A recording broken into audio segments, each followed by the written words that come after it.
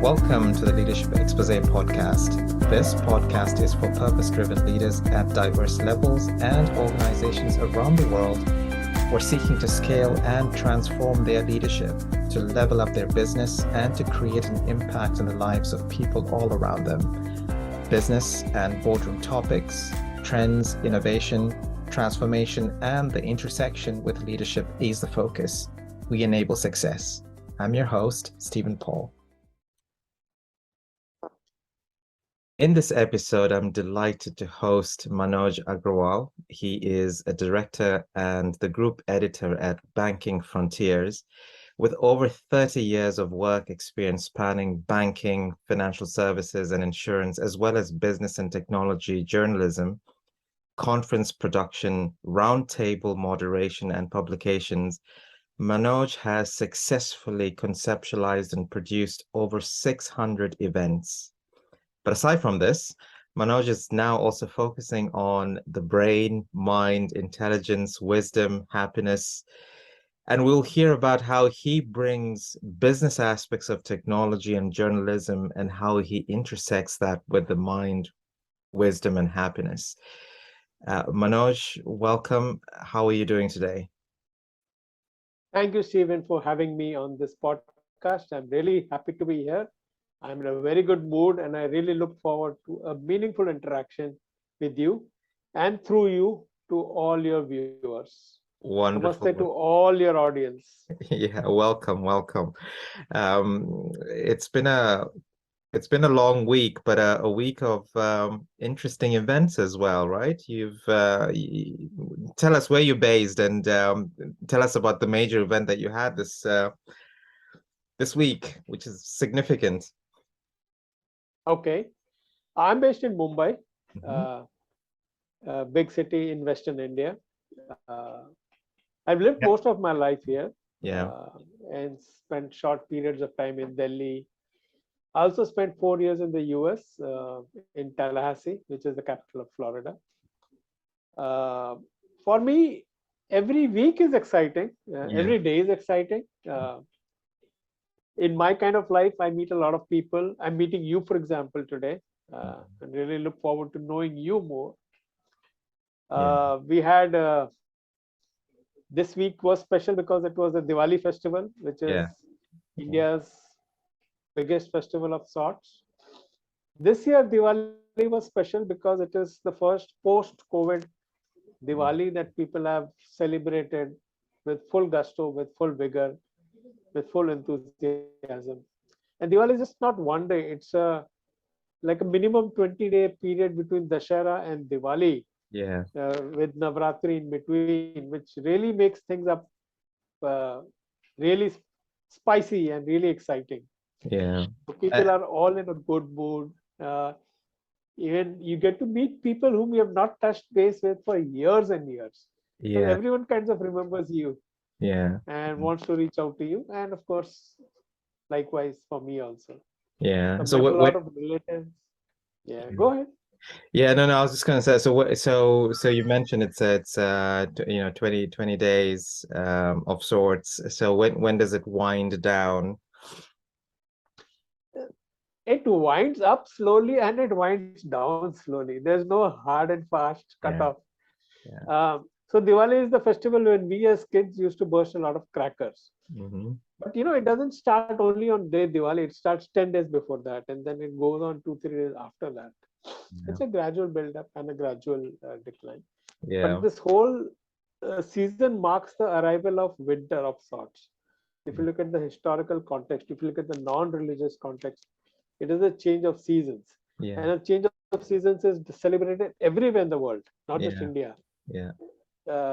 It's something that everyone looks forward to.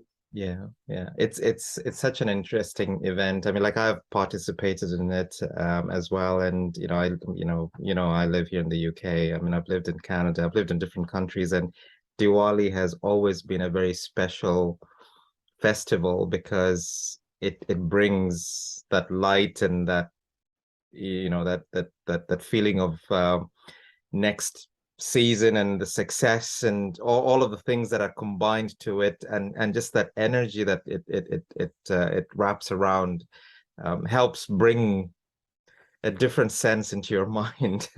So and it's known amongst other cultures as well, so it's not just a culture of India. Yeah.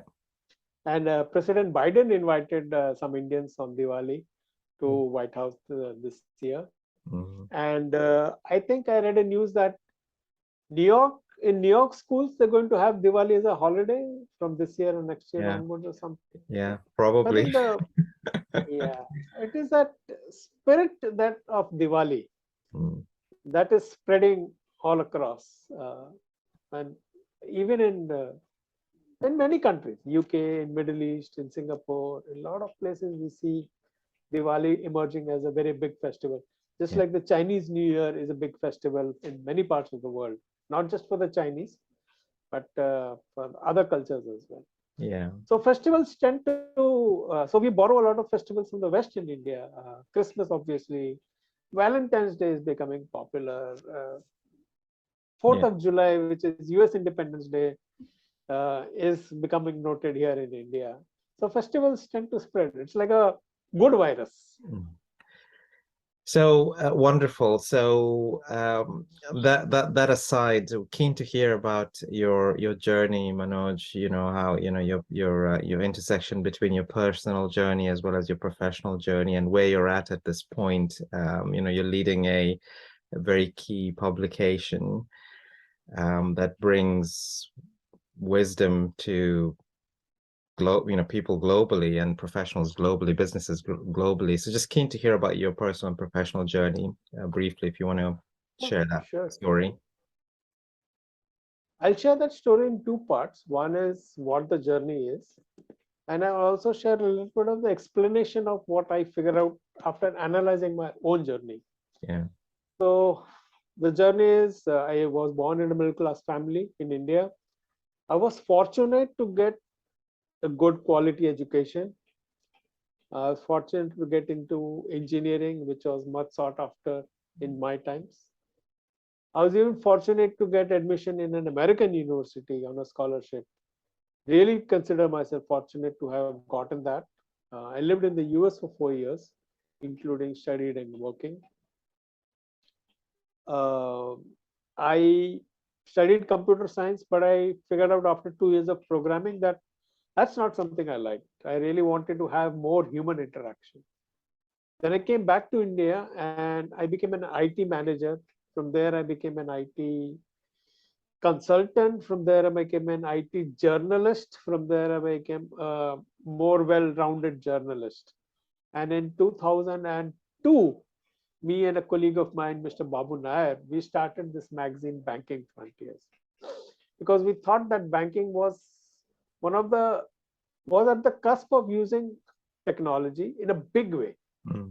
And fortunately has continued to absorb technology and innovate and make a difference in people's lives.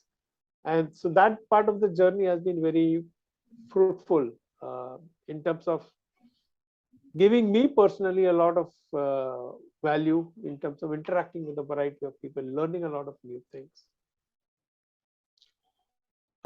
In terms of personal journey, after I came back from the US, I got married.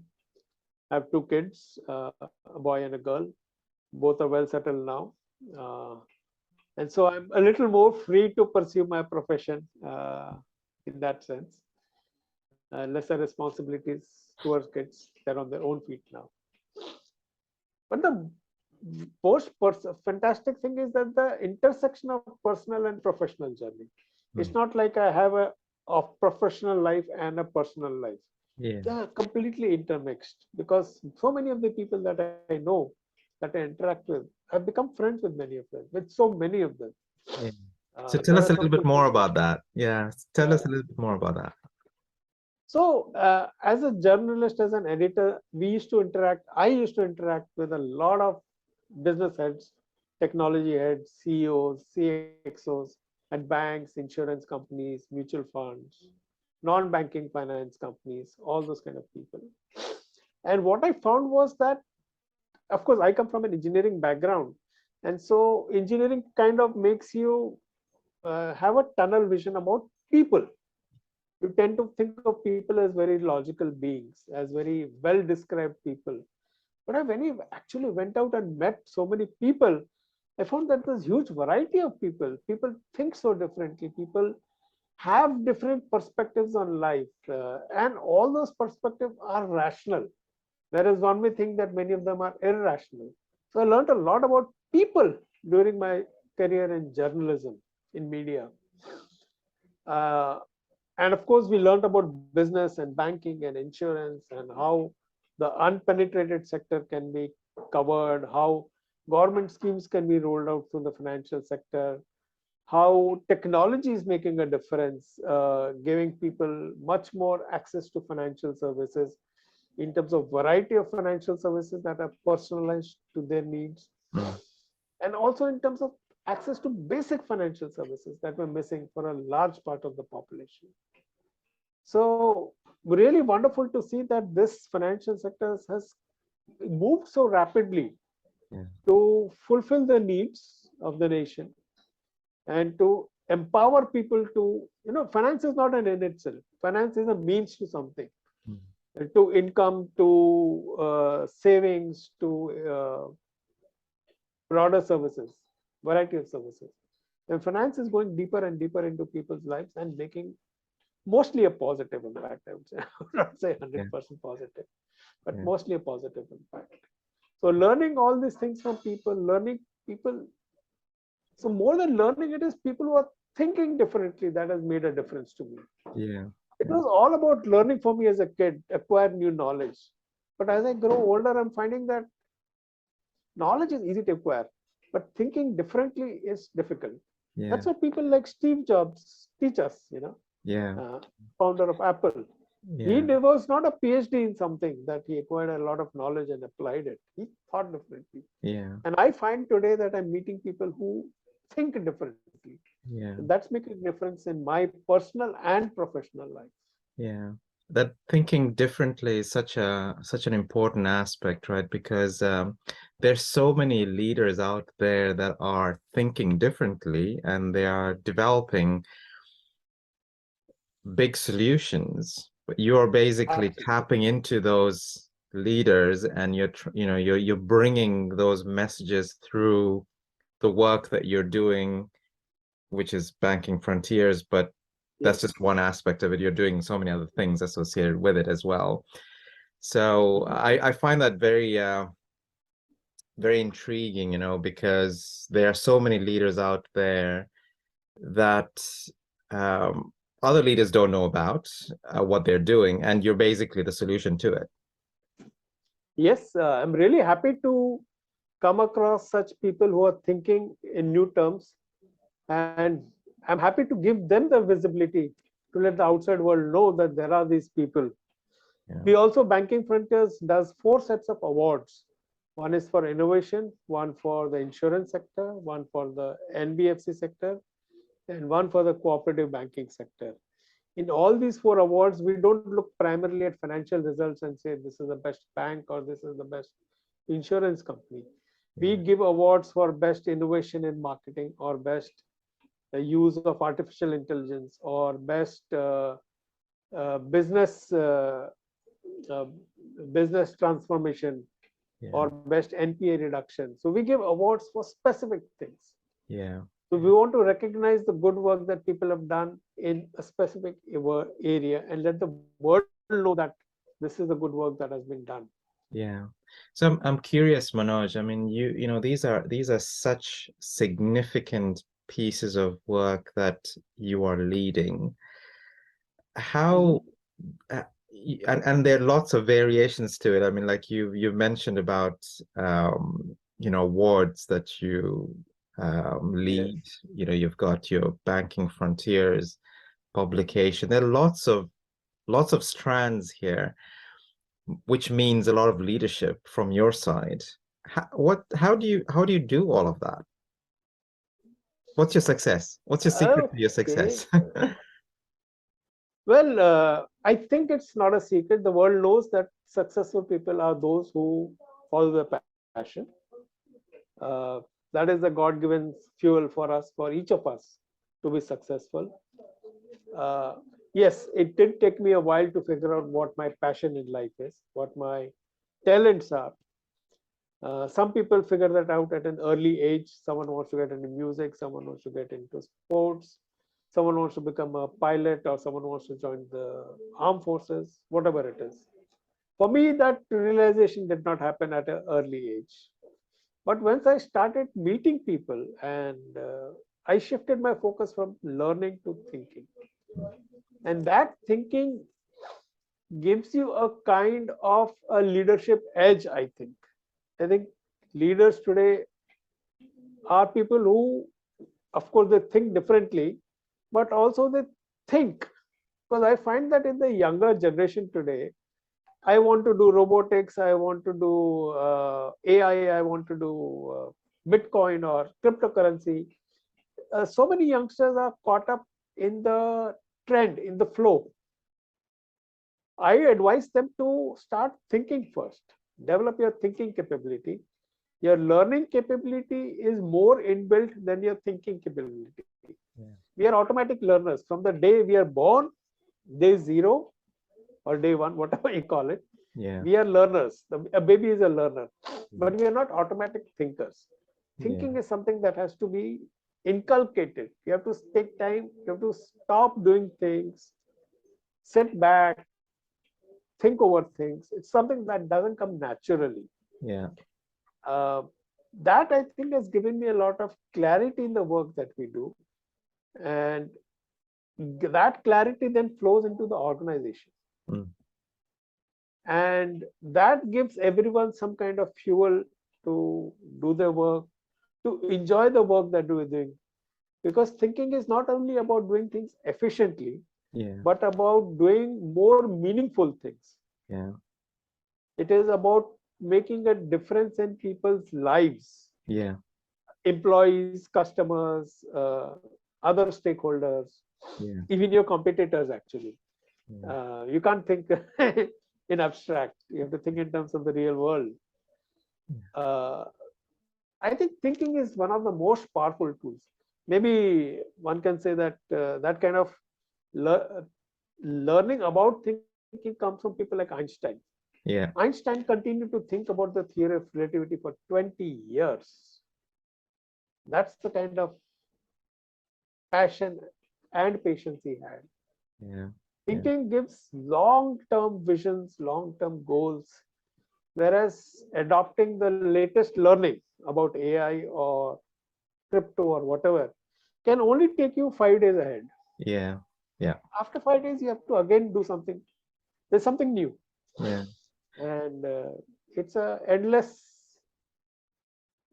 series of steps if you're not thinking. Yeah. So you basically serve different professionals, business leaders, through the work that they do. But you Uh-huh. mentioned about some of your values and your mission, and you are on a personal mission basically to bring that thinking, that wisdom, and apply that. But you also look to raise that level of happiness for everyone through that whole process. Yeah, absolutely. How do you do that? Is that through the messages How that do I you do that? actually you generate? Or how do you do that? Okay. So, you know what happened? It's about 7, 8 years ago in my life. I was on this learning journey, acquiring knowledge, but I kind of got the feeling that, I'm not getting that ROI, putting in too much effort into learning, but the outcomes are limited. Mm. And I began to wonder, why is that the case? Then I realized that all that knowledge, all that information is going to the brain, but what the brain is doing with that, how it is processing that, can I improve that? I have no idea about it. So I realized that the bottleneck is the brain, and I don't know anything about it.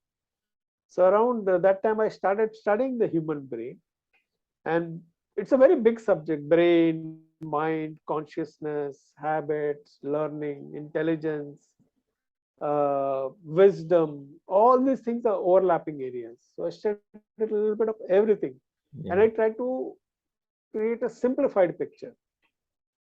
And as of today, the simplified picture that I have, I call it BMW, which means that the three critical, if I divide this whole thing into three critical parts, I get B for brain, M for mind, W for wisdom. All these three are capable of taking decisions. Okay. Brain is the ancient historic mind that has come to us over millions of years. Okay. So that kind of learning is inbuilt into the brain. Mind is your individual learning which you have acquired in your life. Okay, so that's different for you, different for me, different from someone else. Okay, that makes us individuals. Brain is common for everyone. So you're afraid of a lion, I'm afraid of a lion, everyone else is afraid of a lion. That is common. I like chocolate, you like coffee, she likes tea. That is individual. So that is the mind. That's brain, mind. Wisdom is the accumulated wisdom of mankind over the last 2, 3,000, 5,000 years. Okay. It is not there in the brain automatically. It's not there in the mind, but it has to be consciously acquired by understanding what is wisdom. And these days, because of the internet and so many wise people out there sharing information, sharing their thoughts, wisdom is pretty easy to access. 100, 200, 300 years ago, wisdom access means you would have to go to some guru kind of person and get trained by him or her. Today, it's democratized, it's at your fingertips. But these three parts of the brain, these three parts of thinking, can lead to different decisions. Your brain may say, do this, your mind may, for the same problem, have a different solution. If you use wisdom, it may come up with a third solution. So to be really effective, an individual needs to figure out that for a particular decision that I want to take, is brain the right tool? Is mind the right tool? Or is wisdom the right tool? And if we use the right tool for the right kind of decision, definitely we will make better decisions. So I try to use this in my personal life. I try to tell my colleagues around me to use this. Or if I get into an argument or debate with someone, I kind of twist it and try to make them look at it from a different direction. If they're thinking from, so most of our thinking happens from the point of view of the mind. The subconscious, the conscious thinking happens in the mind. The brain is the seat of our subconscious thinking. And certain things we do subconsciously that the brain does, certain things we do consciously that the mind does. But what I'm saying is, some things the brain is tuned better to do because it has millions of years of experience, which the mind doesn't have. The mind has 50 years of experience. In certain things, that millions of years experience is better. And in certain things, that thousands of years of wisdom is better. We end up burdening too much of our mind with decision making. We should use the mind only for fewer decisions that are really critical, and outsource or move that decision making from the mind to either the brain or the wisdom. It's just difficult to do, but if you do that, it really makes life better. You make better decisions. And I don't spread it around very consciously, but subconsciously I try to inculcate this thinking. I hope someday to write a book about this BMW. I was just going to say I have an idea for you to write a book, and you've already got that in your mind. So I mean, I'm definitely going to adopt some of the concepts that you've just described here, and we'll have a further conversation around it offline. But I do like the way you've described BMW. It's got a good connotation to it as well. So, it simplifies it. I'll just summarize and say it simplifies things which would otherwise be complicated. And the reason I like that is when we make decisions, I leverage a framework in my mind when I'm having a conversation and I have to make a certain decision. I always think, what is a framework that I'm going to be leveraging to make my decision in the next couple of minutes? Okay. And I have my own frameworks, but the way you described it is another dimension of a framework that I would want to apply. So I, from my perspective, I find that very useful, and I would definitely want to hear a little bit more about it, and we'll talk about it offline. I would recommend one thing to, let's say, if there's a committee or a board, Mm-hmm.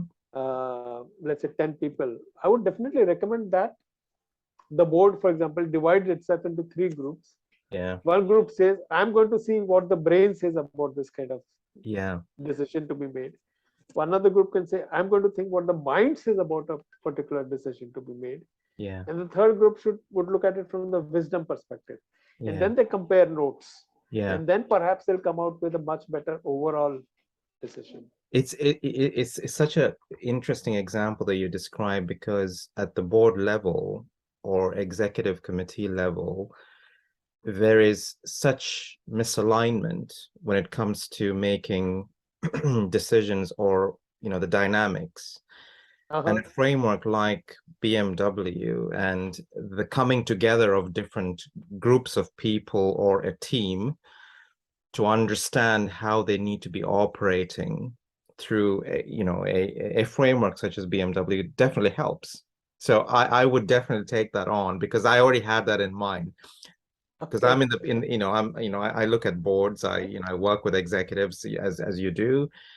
I work in boards as well. I'm a board member, and I find the dynamic sometimes is so disparate. It is so fragmented sometimes. But when you actually bring something that would help them or enable them to work collaboratively in the best possible way to get the best of outcomes, frameworks like this really helps, and it brings a bit of I self-awareness. think. Yeah. So think So about this framework as compared to many other management created frameworks. yeah, This is so fundamental. yeah, yeah, This is like it's absolutely fundamental. You yeah, can't go more fundamental than this. yeah. So just switching from BMW, and just building on some of the things that you mentioned earlier around banking frontiers, and the leaders that are involved in that, and the wider ecosystem of banking frontiers that you're leading. What are Mhm. some of the challenges that you're seeing or experiencing in the business world as a result of all the technology innovations, or maybe even the current economic situation, all the trends that are really pushing in? Briefly, tell us what challenges that you're seeing, or what business leaders are actually facing at this point. Business leaders today are primarily facing the challenge of execution. Everyone knows what has to be done. Everyone knows that in the financial sector, for example, that the turnaround time for, let's say, a loan application or an issuing an insurance policy, whatever, has to be cut down from days to hours, from hours to minutes, and for certain kind of things, from minutes to seconds.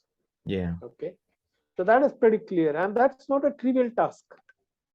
You just can't throw money, you just can't hire consultants and get it done.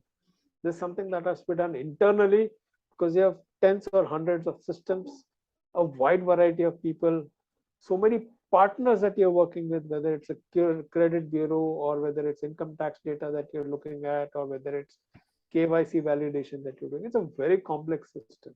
Yeah. And just like telling the human mind, if you tell Manoj, tomorrow if instead of being able to do a 10-kilometer run, you do a 20-kilometer run, Mm. it takes time, it takes effort. So that is the biggest challenge, because people know what to do, but finding it difficult to do. Second challenge is, even after doing all this, the competition is still there. They're doing the same things. How do you outsmart the competition, or how do you create a niche for yourself? Mm. So that's where the thinking comes in. That's where again you have to think very deeply, think outside the box, Yeah. and come up with solutions. We're Mm. too used to, as I said, picking up the available things and applying them. For example, I'll give you an example. Let's take environment, which is a very big concern for everyone. So we're trying to develop cars with better batteries so that we consume less energy, we can travel further, and all that.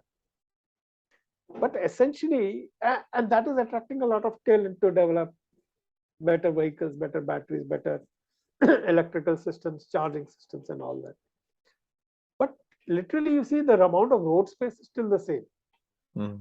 What if you can pack in more passengers per square meter of road? What if you can increase the if you can reduce the idle time that a car spends in a garage or in a parking lot? Yeah. So, for example, I learned from my sister who was in Germany that in Berlin they have this scooter sharing systems, scooter rental systems, electric scooters. You pick up a scooter anywhere and leave it anywhere, okay, roadside, and the next person can pick it up. These guys who run the system, they charge it every night. It's such a beautiful system where you don't have to own the vehicle. The vehicle uses minimal road space. Yeah. You can pick and drop anywhere. It is very low cost. I think we need to focus on alternative solutions like these Yeah. and not just say, let me use the best AI system or the best battery system. Yeah. Uh, our innovation is far more powerful than our ability to apply technology. Yeah. Yeah. We need to be much, much more innovative. Yeah. Uh, and that's a challenge for leaders today. Yeah. Yeah. And it's such a valid challenge because there is a lot of change that's happening. And you mentioned about thinking and alternatives, not just, one-sided thinking. It's actually thinking much more broadly, right? And you mentioned about certain questions. What if you start Mhm. thinking in those lines, then you actually start opening up new horizons. Is Right. is what I It is what I important to tend to ask, experience as yes, well. it is important to ask questions that are different, not just seek answers that are different, but Exactly. sometimes even ask questions that are fundamentally different. Yeah. So uh, I think that's what our Newton and Galileo and all those Yeah. kind of people, they just started asking weird questions. Yeah. And some of those questions began to make sense. Yeah. Then they pursued them. Gravity, for example. Yeah. Why does an apple fall down? Yeah. Yeah. Why does anything fall down? Doesn't matter. Right? Yeah. No, wonderful, Manoj. We're coming to a close very shortly. Manoj, is there any closing messages that you want to highlight here very briefly to other leaders or businesses or boards or organizations or regardless of sector? Is there anything that you want to share as a closing message? Um, there are several things that I've learned over the last Mhm. 7 8 years of this R&D that I've been doing. I think the closing message is to focus inwards, Mhm. understand your mind, the brain, mind, how it works. Unfortunately, these kind of things are not taught in school or college unless you choose that particular subject. So we are black boxes that are running without knowing what's inside us. I think if we figure out how our mind works, we can use it much, much more effectively. It has made a difference in my life. I would never in my life have imagined that the kind of person I am today if I had not undertaken this journey of understanding the brain, mind, consciousness, ethics, morality, all those interlinked things. Uh, the brain is the world's most powerful technology or tool. It simply makes sense to study it. It simply makes common sense to study it rather than to ignore it. Yeah. And that can be the best possible reward. I mean, if you study the most complicated thing, that is the most powerful thing in the universe, definitely you're going to get something out of it. Yeah. I think that should be my uh, closing thoughts for everyone. Okay. Wonderful. Manoj, thank you very much for being with us today and for sharing your wisdom and your framework and also the great work that you're doing for businesses globally through your ecosystem. Thank you very much for that, and sharing your very much interesting journey and how you came about doing that until today. So thank you very much. Pleasure, Paul. Stephen, Paul, meeting with you, discussing with you, and giving me the opportunity to share these things with you and with your readers. All the best to you, and thank you so much. Wonderful. Okay, wonderful. Thanks so much, Manoj. Okay, folks, thank you very much for listening in, and stay tuned for our next episode where we will hear from a performance coach who brings the best in people, businesses, and athletes. So stay tuned for our next episode on this, and continue to stay on to hear about an exclusive offer for you. Hey, I hope you enjoy the podcast. Don't forget to subscribe to the channel. You're now seeing this part of the video also because you consume some of my content, insights, and teachings.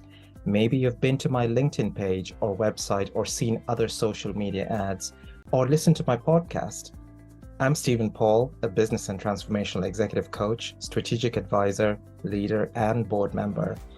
I've been in diverse roles, corporate executive, entrepreneur, and worked with businesses and firms of all sizes, built and launched businesses, created high-impact boards, and so forth in 4 continents. I get it. I've been there, done that, but what is different is I bring a unique perspective and a playbook. I've helped 100+ business leaders just like you to scale and align their leadership, top teams, the board, and overall business for growth. Leaders like Ivana from medium-sized company in the EU who grew 150% and expanded globally in under 5 months. After she started to work with me over facilitated sessions in an initial 3 days, I helped fine-tune their strategy and align their leadership team and board to be a cohesive driving force to achieve their dreams and outcomes. I want to teach you the same thing and more on how to scale and align your leadership team and board so you can increase your business growth and value. Get clarity on what is the next right strategy for you. There are multiple ways we can work with you. Number 1, click the link for a free, non-obligatory 60-minute initial strategic session. Let's get a feel for your dreams, your vision, your challenges, and let me convert that into a route map for you where we can co-develop and co-pilot. Number 2, enroll in an innovative and intuitive digital online course that I have created to help you transform. It's called Unshakable Resilience. It is the ultimate program for individuals and business leaders like you who want to be equipped at a personal and professional level to respond to any form of challenges or in crisis situations and take on opportunities with grit, resilience, and build a mindset of success. In essence, you want to be unshakable, thrive in crisis, take on opportunities in the face of adversity, and build a success mindset. So, click the link below to learn more on how I can personally help you individually and your firm to scale and align your leadership team and business and pivot in a transformational way. And for you to experience this, whatever the challenge you're facing, get in touch with me. Let's discuss, and I will share my insight rapidly to enable your transformation. Click the links below.